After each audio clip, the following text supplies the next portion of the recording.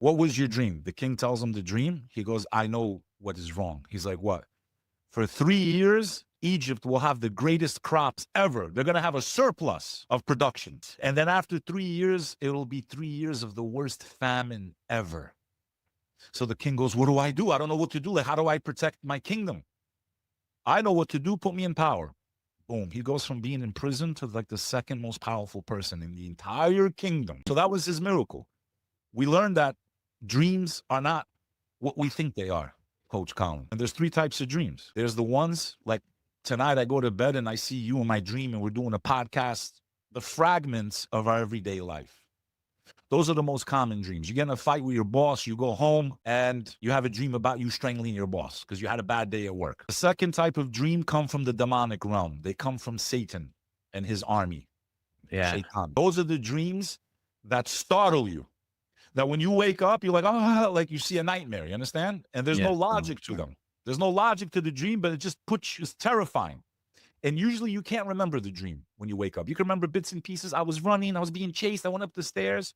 Those illogical dreams come from the demonic realm. They attack you in your sleep. Yeah. Yeah. Okay? And they attack you when you're polluted, when you have alcohol in your system, drugs in your system. You go to sleep in a state of spiritual impurity, meaning you've had a physical act, whether it was or sleeping with, even your wife, you must purify before you go back to sleep. Mm-hmm. You must literally cleanse yourself with water, take a shower after every physical act, because now you are open to spiritual attack. People call it sleep paralysis. There is such a thing as sleep paralysis, but there's also such a thing as demonic attack. And the way they're one and the same, honestly. Well, there could be a medical condition of you're like in between sleep and waking up and you're stuck and you can't move. But then there's the one that's undeniable.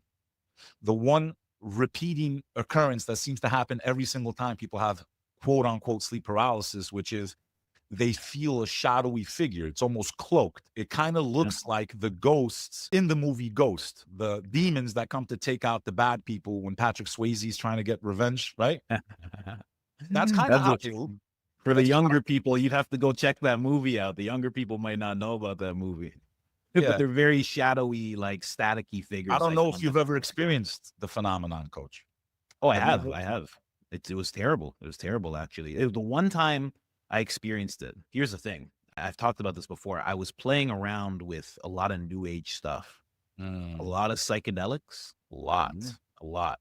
So I was very open there. A lot of meditation, focusing on chakras, all this new age type of stuff, doing a lot of meditation in front of an altar, in front of a Buddha with flames and staring into flames and having the elements around and meditating for long periods of time and all sorts of stuff that I didn't really understand.